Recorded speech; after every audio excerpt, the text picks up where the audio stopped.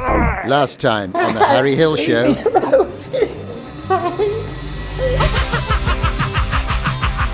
Harry Hill Show! Hello there, I'm Harry Hill, and this is my show. It's the Harry Hill Show!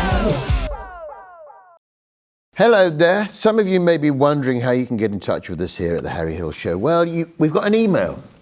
Yeah, you can send it to podcast@harryhill.co.uk, or you could try attaching a message to a pigeon's leg or other animal that travels long distances, like, I don't know, Claire Balding or Sir Bradley Wiggins. Oh, here comes one now.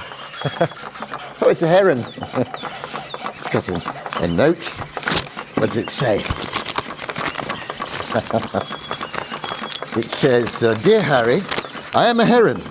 I've always enjoyed watching your show. That was actually from the heron, so it's not strictly relevant. Off you go. Go on. Fly. Fly. Oh, watch out for the ceiling fan. Oh, nasty. The guest is here, Daddy. The guest is here, Daddy. Right, well, we better welcome our guest.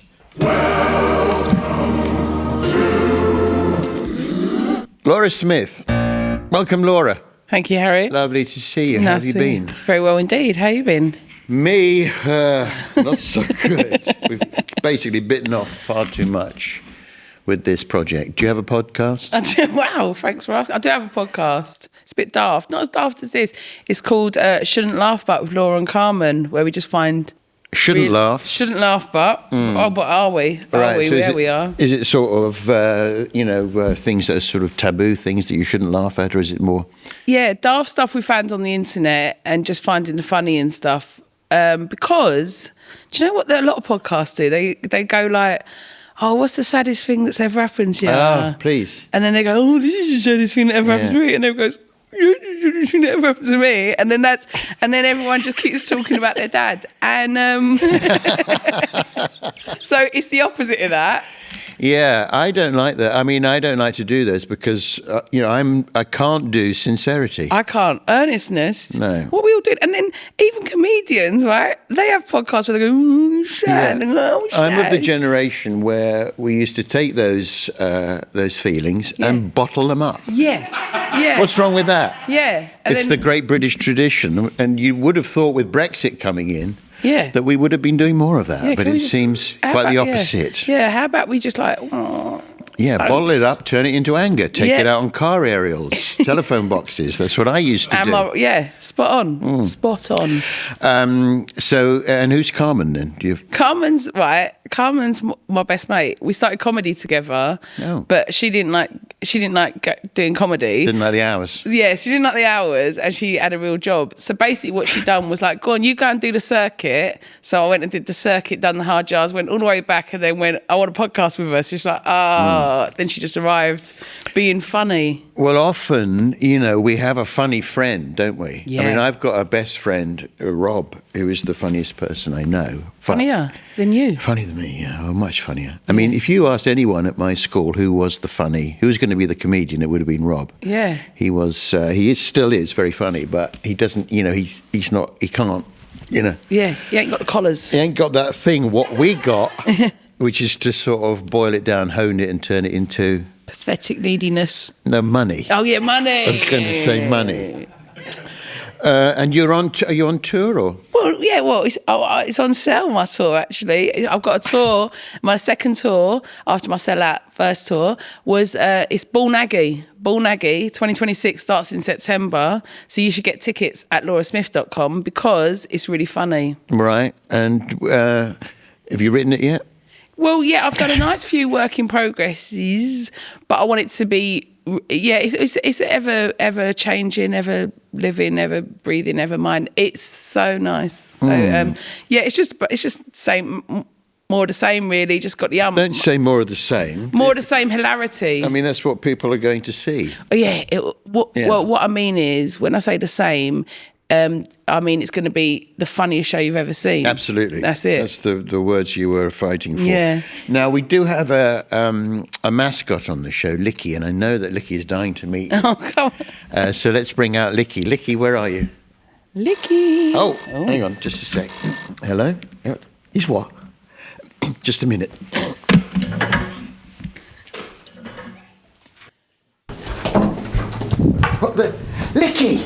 are you doing? You're on.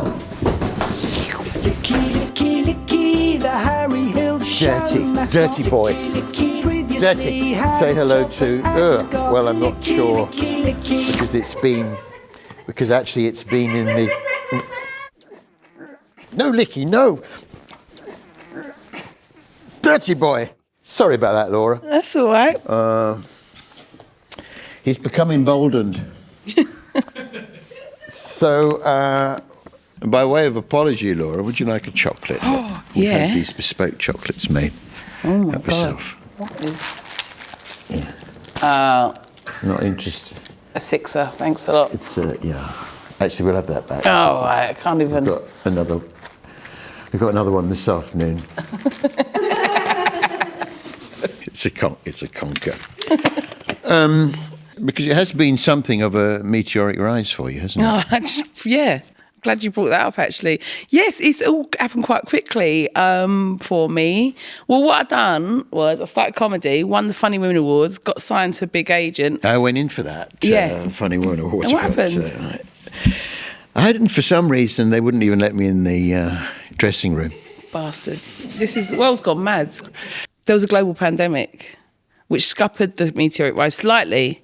Oh, I see. Oh, But I then, see. Right, after yeah. that, but then it's all just carried on quite nicely. So that must have been tough. You had this kind of big. I often think that about young comics who are just getting somewhere. Yeah. And then that just puts a it felt personal. stick in the spokes. Well, And you must have been at home, because I know what it's like when you're first starting. You've got all these ideas that you want to.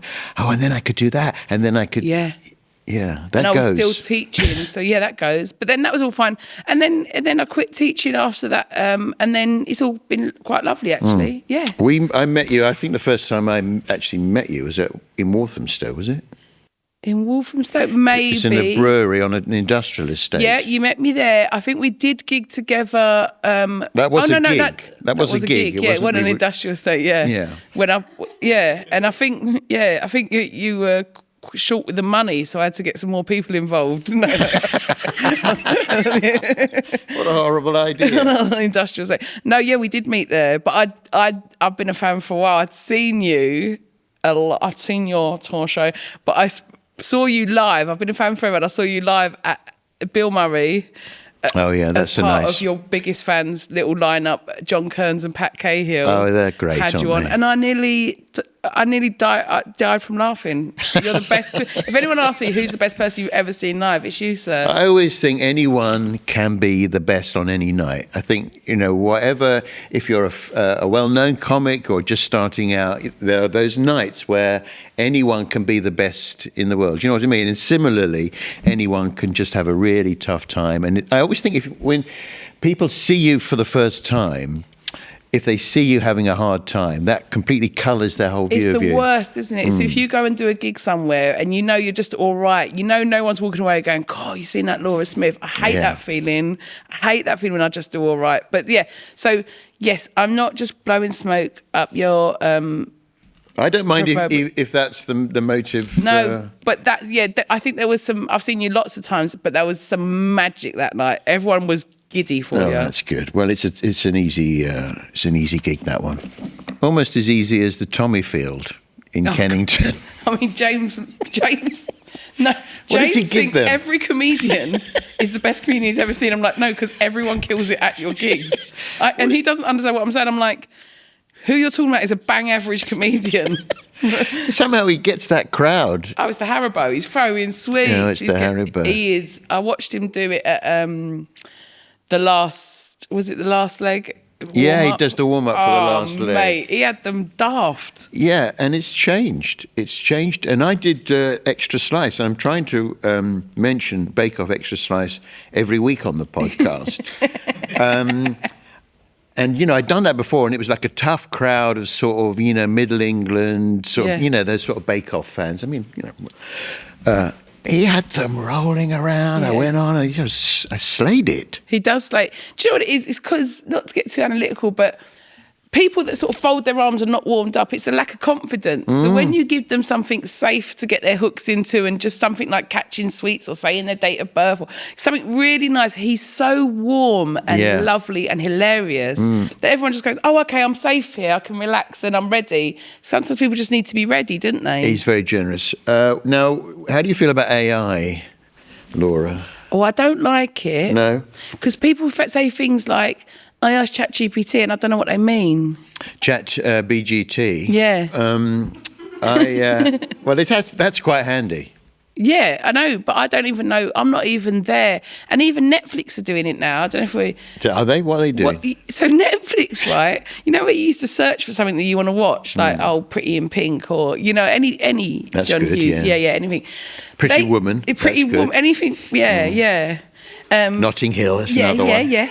Babe, Pig in the City. Yeah, we're there. I get it. Yeah. But now... Clockwork Orange. all the big hits. My Cousin Vinny. You know, we're there, right? We could do this all day. All day. This is a different... Can you scrap whatever else was planned? I want to be licked again, but other than that, we'll do this. They almost a bit like... It's almost AI like... Saw 3, there's another one. Hostel. Wicker Man. Yeah.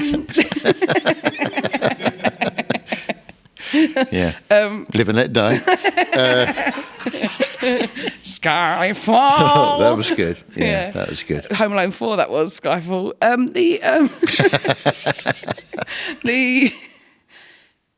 What were you saying? Oh, Netflix. Oh, yeah. I mean, they do this. What we're doing is is the opposite of AI.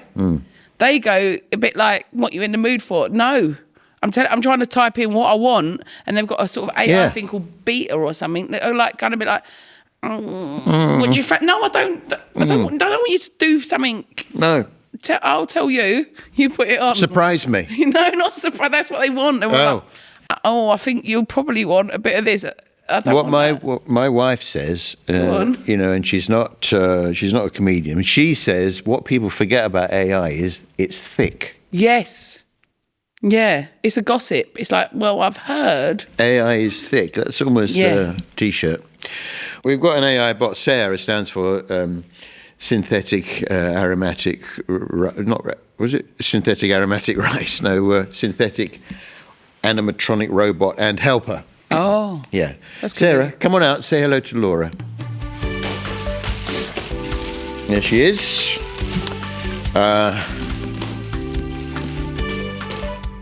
Say hello. Hey Laura, me name be Sarah. Looking good my babe. I must get the number of your lipstick. I'm currently wearing CG 100 x 23 MKP 9897 CWQM 98. Cause it goes with skin. Does it? Do they still do lipsticks with the serial numbers? They do. I usually use a Rimmel 500, but they give them different names. But this is Lisa Eldridge Strawberry Shock. Okay. And now Sarah's going to tell us a little bit about you. Sarah, off you go. Here goes. Laura Smyth is an English comedian and writer. She won the Funny Women Award in 2019. Early life.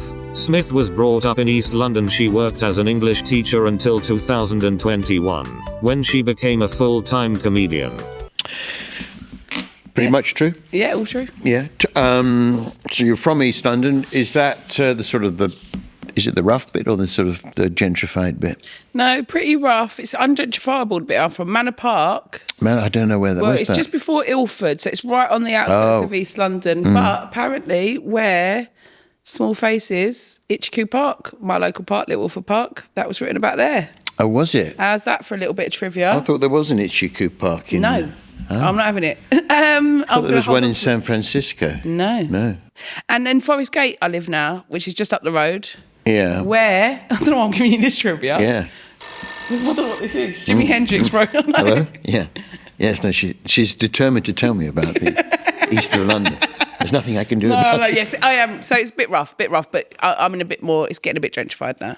It's a bit of a mystery to me, East London, because there weren't many clubs in East London. You know, I used to drive around, you know, centre of town, South London, a little bit of West London even, Shepherd's Bush perhaps, but there weren't really many Got your backyard. Well, yeah, but that was relatively Relatively new in the 90s, wasn't in the it? 90s. I'm older than you think. Yeah. when Lee Hurst bought that club. Yeah, I saw Will Smith there when I was about 18, 19. What, the Will Smith? No, the posh Will Smith. Ah, yeah. And he did a really good joke. Did he? Go on. He said about how he can't get on telly anymore because he's a posh white man. And he says it's all cooking shows, gardening shows. He's like, bloody staff are taking over. It's brilliant. Yeah, my favourite gag of his was he said, we all went to see a film, and he goes, oh, very rowdy bunch behind me throwing stuff. Well, it nearly knocked my boater off. What a perfect comedian. Yeah. And he's done really well, hasn't he? Yeah, what's he doing He's now? writing, I think he directs and writes sort of Succession or like some of those big Yeah, is he involved American with that? shows. Mark Millard does that as well. Yeah, so you grew up in East London. What sort of child were you, Laura, do you think? Larry, a bit daft, youngest of a lot of kids. How many kids? 6. Yeah, okay. Yeah, 2 from my dad's first marriage. So I'm including that. What was your dad? Cab driver? No, he was a bit naughty, my dad. But he was a bit of this, bit of that. If anyone in East London tells you they're a painter or a decorator, that's just a euphemism for covers a multitude of sins. So yeah, he was just a bit naughty. But he died when I was little, actually. Oh, sorry to hear that. That's all right. That's why I'm a comedian. Yeah, mine got divorced. That's why I am. Yeah. Good. Sarah, do you have anything further? And you were a teacher. So you're an English teacher. I was. So what, in a secondary school? In a Catholic girls' school in Upton Park. Yeah, near where I live. So that was fun. And what sort of teacher were you? Were you the sort of approachable, come on, let's go down the pub afterwards, or? Yeah, we were not with the kids. I wouldn't go with the kids, but we were stalwarts in the pub. At the Weatherspoons. I mean, actually, the Weatherspoons, this is actually true, the Weatherspoons near the school I taught at shut down after I quit teaching. First one to lose money. Yeah, I don't know if there's a correlation, but yeah, that's fun. Good. Well, Sarah, do you have anything further to add? Career. She entered the Funny Women Awards, and after proceeding through the heats she won the main stage award in 2019. She appeared on Jonathan Ross Comedy Club on ITV in the second episode and done Alan Davies, as yet untitled. Smyth writes for the BBC comedy Bad Education was to return for a new series. In 2024, Smyth appeared as comedy MC Glenda in an episode of the Netflix miniseries Baby Reindeer. Yeah, I remember course, that. That's the bit that everyone remembers about that show. The MC. That's the bit, isn't it? Yeah, it's a big bit, that bit. Yeah. It's the only sort of light relief in the whole show, to be honest. It was a massive thing, that Baby Reindeer, wasn't it? Well, it blimmin' was. Yeah. Because you do things, don't you? And you think you don't know what the reception will be or whether you'll be edited out. It was such a tiny role. But it was a tiny, tiny role in the biggest thing ever. So that kind of made it quite cool. Oh, did it? Yeah.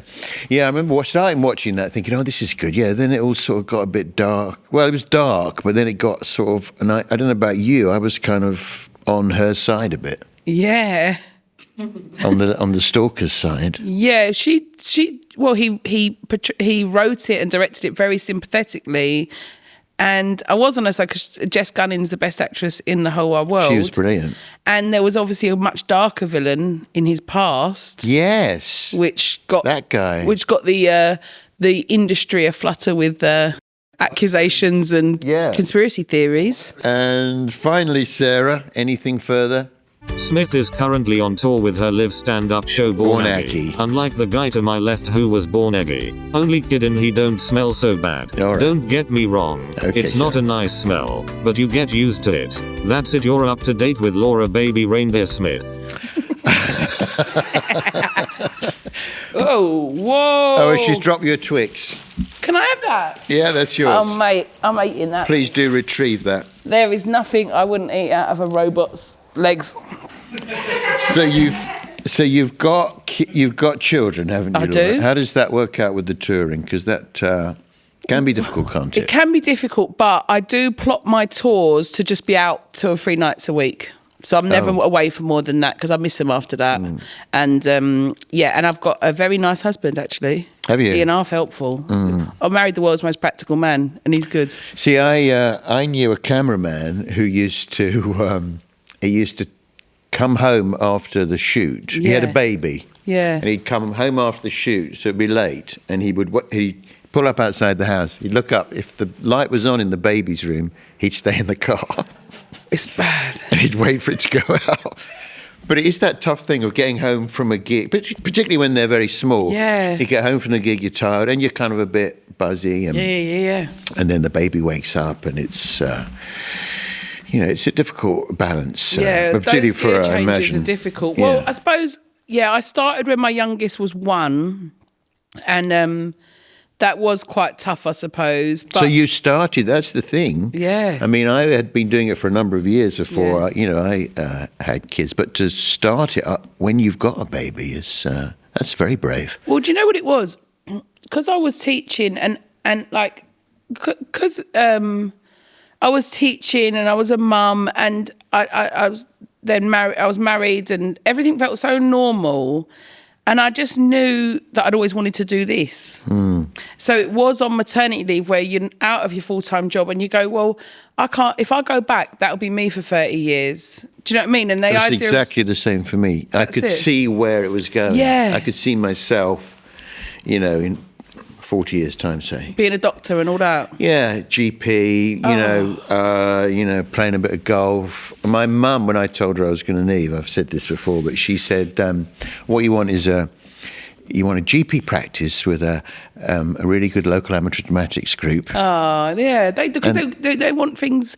You want things to be safe for them, and your parents have been in a generation where things were probably a little bit less guaranteed and a little bit of safety, and but both me and my husband have sort of gone for our dream careers because we needed a bigger boat, we needed a bigger house, and B, we just knew there was something else we wanted to do, and I think we were lucky to even have the thing. Some people feel dissatisfied but don't know what the other thing they're going to jump to is.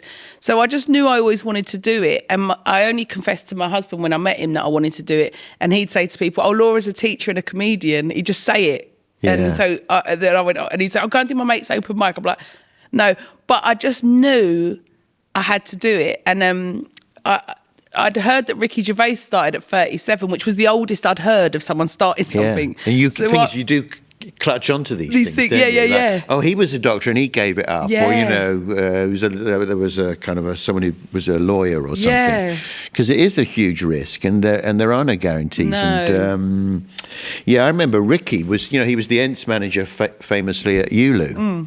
And he booked me and Al Murray. We had this Beatles tribute band, and he was there. And actually, he used to hang around Ricky at like do's. There'd be like, I don't know, kind of Christmas parties and stuff. And you'd often see Ricky sitting in the corner. And I used to feel a bit sorry for him. I would sort of go up to him and chat to him because I thought, oh, poor, Ricky's poor little here. pug-nosed little man. Look at him now. I know. You should rubbing our noses in it. Yeah, you should be really mean to him. You're nothing. No. But that's more you. That's more you, Laura. No, it is amazing. That's something you would do. But what a lesson in confidence and just sure vision and knowing what doesn't care, does he? It's like someone said to me about him, like it's like I won't say who said it, but it's funny. But he said it's like he's got some sort of magic trick that everyone views him as he views himself. I mean, I suppose that's just how confidence functions. I guess, yeah. Yeah, it's mad, isn't it? So there you go. So I started at 37 and I did have kids, so I weren't messing about. I was businesslike on the circuit. That's what I was saying. Pink Flamingos, there's another one. Great film. Harry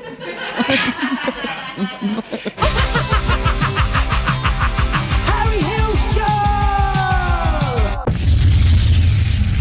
In pubs, clubs and secure institutions up and down the country, everybody is doing the Andy Burnham. Now you can too. Just follow these simple instructions. 1, 2, 1, 2, 3, go. Clap your hands. Throw a chair. Peel a parsnip. Iron your trousers. Sieve the greens. Strangle the fox. Pipe the buttercream. Stub the toe. Cancel your Netflix. Andy Burnham! Make like everyone else and do the Andy. Out now on FlexiDisc, 8-track and DAC. See press for details. It's time for our theme of the week. Neanderthals. And we're joined by Professor Chris Stringer, the research leader of human evolution at the Natural History Museum, author of several books focusing on Neanderthals and early man. Chris, welcome. Good to be with you. That's some fantastic qualifications you've got there. Yes, yeah, there are some. Yes. Yeah. So you have an interest in Neanderthals and early man. That's right. And I would call them all men or humans. Yeah. Humans. Some people don't call Neanderthals human, but I think that's insulting to Neanderthals. So I call them human as well. Okay. And where did you develop this interest? Back in my early school days, really. Yeah. So about 9 years old, I did a project on Neanderthal man. At school, I had a teacher who was interested and actually listened to the good old BBC, how things began broadcasts on the radio. Sparked my interest. All right, fantastic. Well, we've got Laura Smyth here, the comedian. Hello, Chris. Hi. And we're going to drill down into Neanderthals. Now, I'd like to start with very basic questions. What is a Neanderthal? Okay, so the core group of Neanderthals are named after a site in Germany where the first one was really published and recognised, the Neanderthal. I didn't know that. So that's back in 1856. They found a skeleton, and at that stage, no one really had a concept of ancient time and different species. But in 1864, that skeleton was named the type of the first distinct kind of ancient human, Homo neanderthalensis, which is a name we still use today. And they lived across Europe. They certainly were in Western Asia, sites in places like Syria and Israel. And at times they got over to Siberia. So they were quite a widespread people. And they lived between probably at least 400,000 years until they disappeared physically about 40,000 years ago. Okay, so when did they first appear, do you think? It depends what you call a Neanderthal, but there are some fossils from Spain, from a site called the Cima de los Huesos, the Pit of the Bones.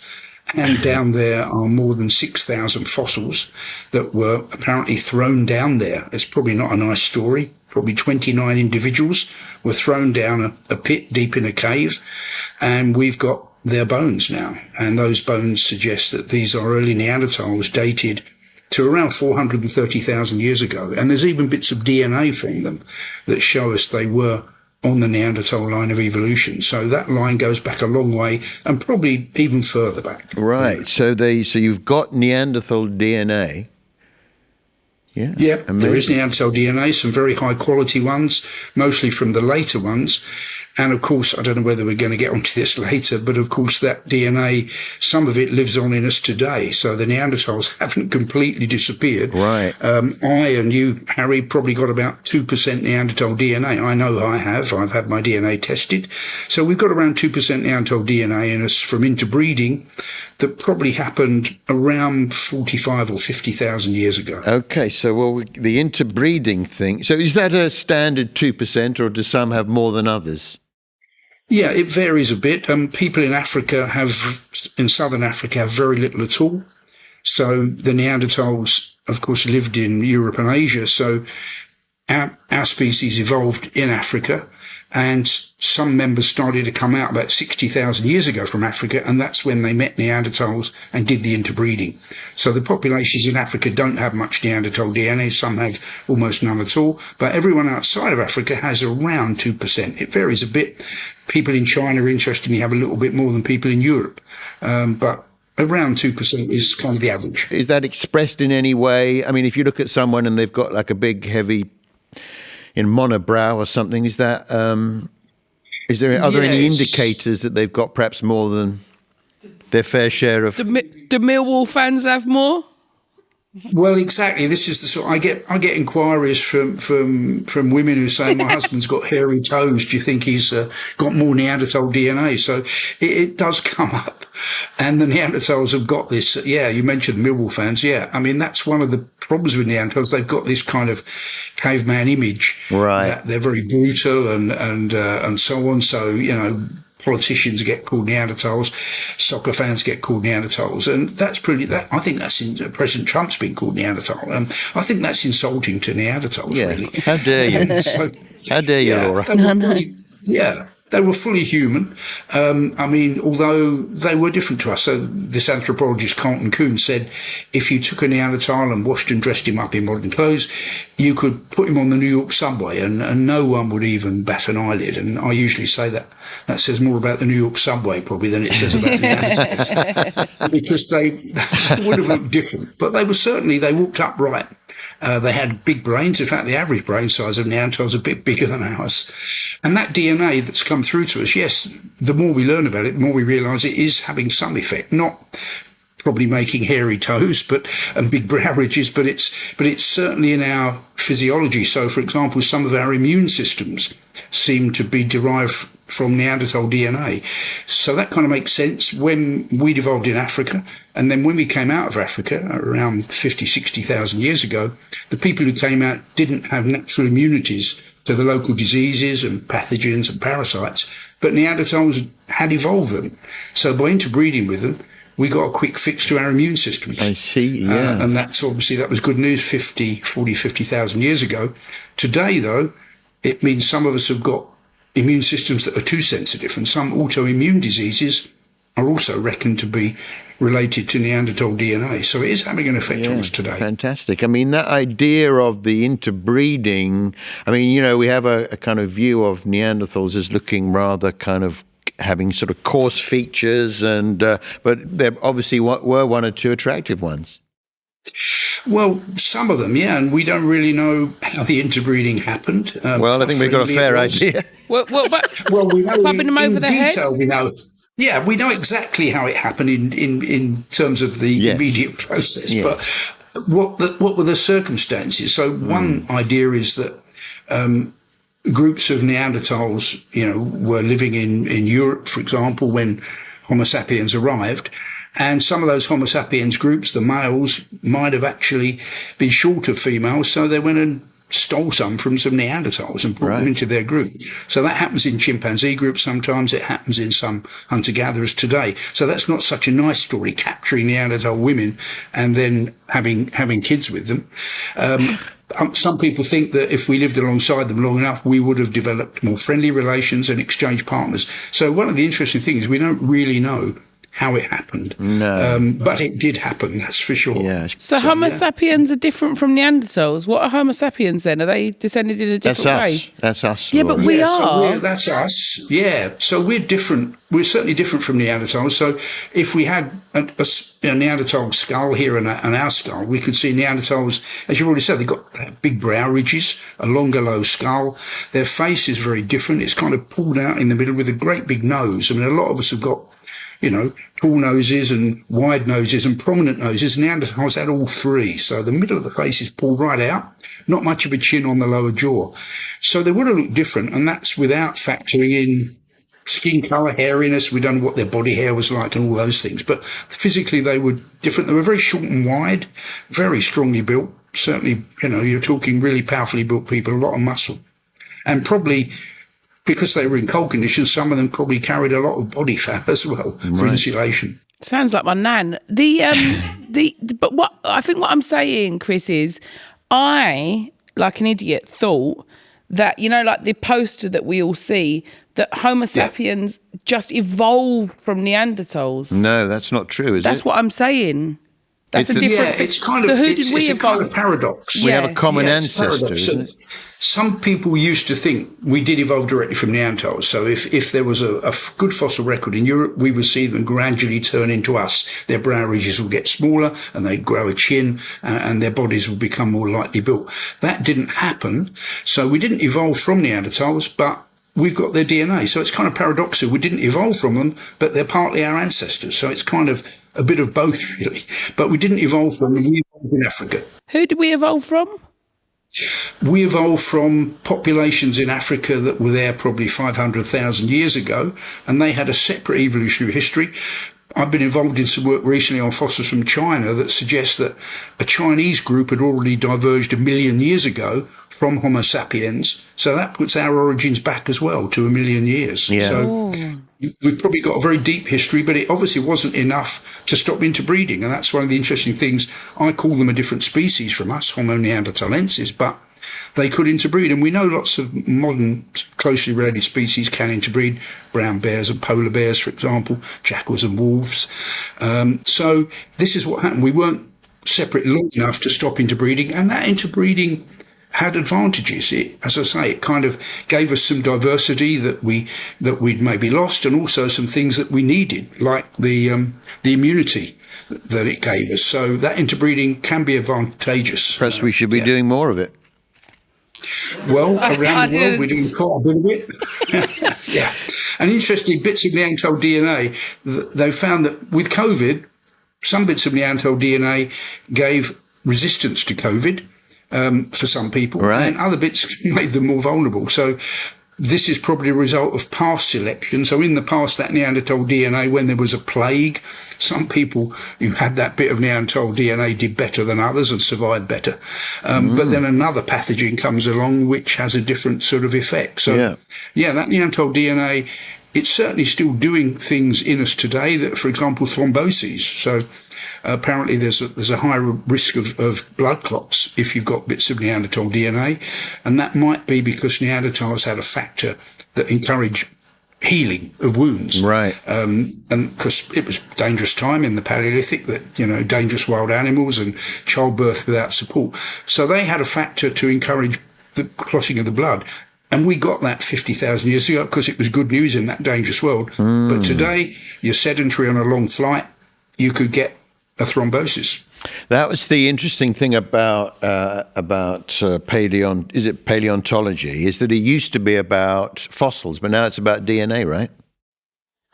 Yeah, well, it's about both, and of course it's about the archaeology, the stone tools, and how they actually lived, what they ate, all those kinds of things. Yeah, tell us a little bit about how they lived. What was their IQ? Are we able to guess that? That's a difficult one. Yeah, they were intelligent, certainly. That they lived really in dangerous times, and they needed intelligence to survive. So they probably hunted cooperatively.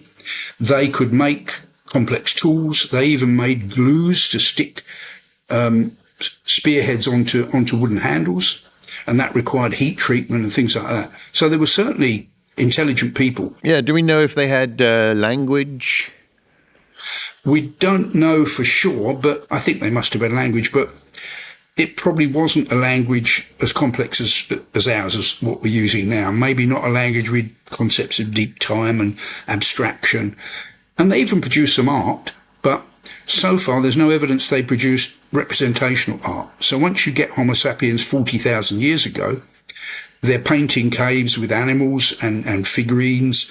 They're making little statuettes of animals and even people.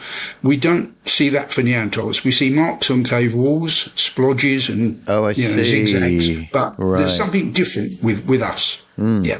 And what killed them off? Yeah, that's the big question. I wish I could answer that. I'm always asked this one, and I'm starting writing a book where I'm going to come up with the answer to this. So I've got plenty of thinking to do. We don't really know. What are the theories? There are lots of theories around, and obviously one of the leading ones is that it was competition from us, that we came out of Africa and we lived alongside the Neanderthals, and we were hunting the same animals and we were collecting the same plant resources. We wanted to live in the best sites. So there was a kind of economic competition. And if we were just a little bit better at doing that than they were, gradually they lost out. That's kind of one of the leading ideas. Right. Okay, fantastic. Do you have any questions, Laura, finally? One final question. Yes. There's a theory about ADHD that it's a genetic throwback, that neurodivergence, a genetic throwback to hunters in the wild. Is there something linked to Neanderthals about that? Is there any copy in that little theory? I've heard it from Paris Hilton. I mean, some people have suggested that. Autism too. It's been suggested that these were advantageous in some groups. And I mean, if you've in the past, so it would have required people sometimes to really be focused on a task. So if you're making stone tools, you've got to be really focused on that. If you're trying to make fire, which is really important for survival, you've really got to focus and do that properly. So there is a view that it would have been helpful to have these individuals who were very focused. And some people have suggested it would have helped in hunting behavior, to be brave and bold and go out and do new things. On the other hand, if you're hunting, of course, often you have to be very patient and you have to be silent and you have to cooperate. So I think it's a mixture of things. But yeah, these behaviors that, like autism and ADHD, it's possible that some of that behavior in the past was advantageous. And of course, what we've got to remember is we know what that DNA does in us today, in our bodies with our genes. In the Neanderthals, those genes might have done something a little different with their mix of DNA, because their DNA wasn't identical to ours. But it's a really interesting point, and it's really a point of active research, looking at the quality of that Neanderthal brain. I've said it's a big brain, but we're investigating how it worked compared with ours. And that's obviously complex stuff. And that was a people good are question, wasn't it? making little organoids, little mini brains to test how Neanderthal brains were growing in their early stages compared with Homo sapiens brains. That's probably the best question we've had on this podcast. Listen, Chris, it's been really fascinating. If we want to learn more, obviously there's your books. Yeah, so Natural History Museum book, Our Human Story, and obviously we've got a nice exhibition on human evolution where you can see reconstructions of Neanderthals. And obviously the museum website, they're some of the best places to go for information about Neanderthals. And I've got videos and podcasts and things too. I bet you have. And you're working on this new book, you say? Yeah, starting working on a new book, which is going to show why we are the last ones left, because we've only talked about us and Neanderthals, but there are actually other kinds of humans around as well that died out. People over in the Far East called Denisovans, and there were weird little people living on the island of Flores, nicknamed the Hobbits, Homo floresiensis, and so on. So there were probably 5 or 6 kinds of humans around 100,000 years ago. We're the last ones. So did we just get lucky, or was there something special? Yeah. We still don't really know. Or did we eat them? Okay, Chris, we haven't got around to cannibalism. That might take more time, but there was even cannibalism going on, but that was within Homo sapiens as well as within Neanderthals. Right. All right. Well, look, Chris, thanks so much. Really great talking to you. Thanks for spending time with us. It's the Harry Hill Show. It's time to play Name the Seed. Name the Seed. Hi, Laura. Hi. Listen, do you have a garden at I do. home? Yeah. You take an interest in the garden? Or? I do. I do grow pumpkins. Pumpkins, Yeah, great. So yeah, you would yeah. know the pumpkin seed. Yeah. Listen, I've got a bag here, sealed bag, and inside that bag I've got a box containing a number of seeds. Can you see how many seeds? Oh, 8,000 8,000 seeds, all in different sachets, Yeah. just depending on the species. Yeah. All right. Now, your job, I'm going to take one of these seeds at random. Yeah. And for anyone watching at home, if you don't want to know the name of the seed, look away now. I'm going to take one of the seeds and I'm going to place it on the seed display unit. Oh, didn't get one. These are tiny, these ones. I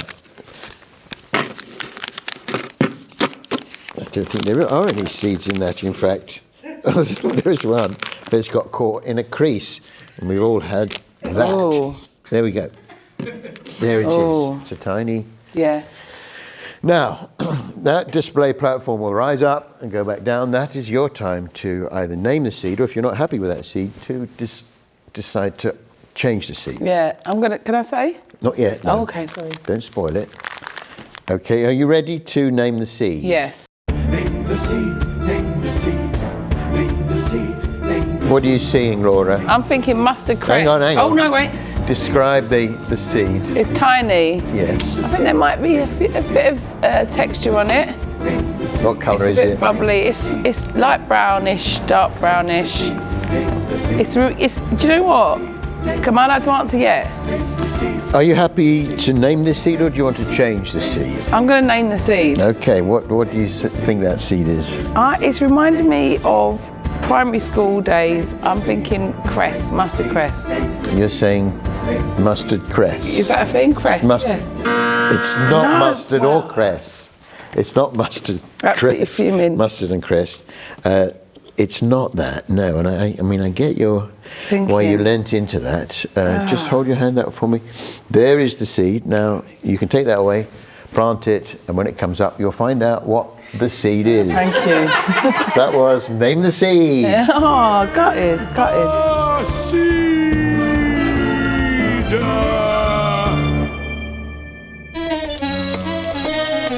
Gary's Joke Corner. It's time for Gary's Joke Corner. It's Gary's Joke Corner. I'm joined by my son, Gary. Hello, Laura. It's lovely to see you. Don't make that noise, Gary. It'll limit your appeal. I've told you before. Now, Gary is taking over the business from me in 2030. I'm handing it over, a bit like Succession. And he needs jokes. He's not a natural comedian. Do you have a joke for Gary? Do you have a joke for me? I do. Okay. Knock, knock. Who's there? To. To who? It's to whom. It's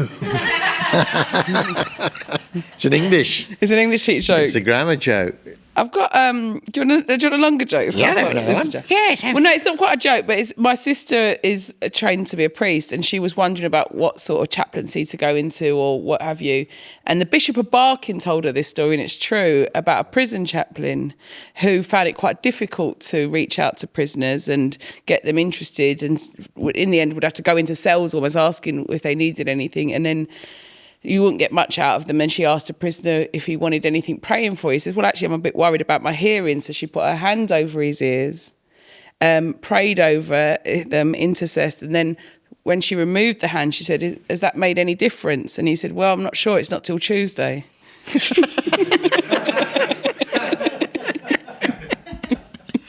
Great. Well, Gary's got a joke, haven't you, Gary? Yes, I've got a joke I'd like to try. And Daddy, I was playing darts with a bunch of actors. Really, Gary? When was this? It's not important. It's just for the joke, Daddy. Okay. Don't worry about that. Just go with it. I threw my dart, and the wind took it. And it hit that bloke who was in the Bond films. Pierce Brosnan? No, bounced off his duffel coat.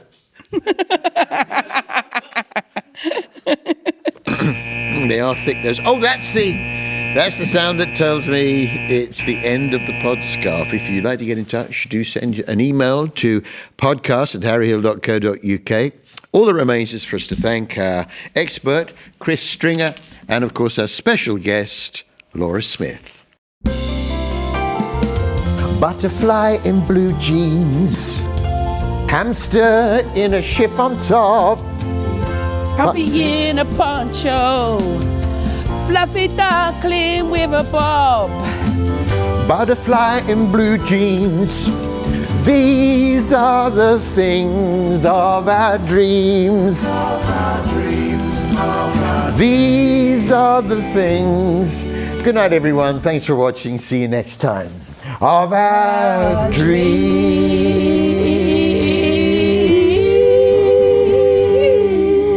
Of our dreams.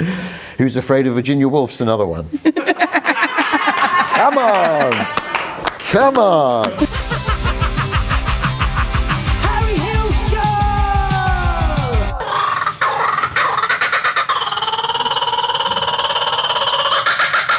It's the Harry Hill Show. Harry Hill Show. It's the Harry Hill Show. Harry Hill Show. It's the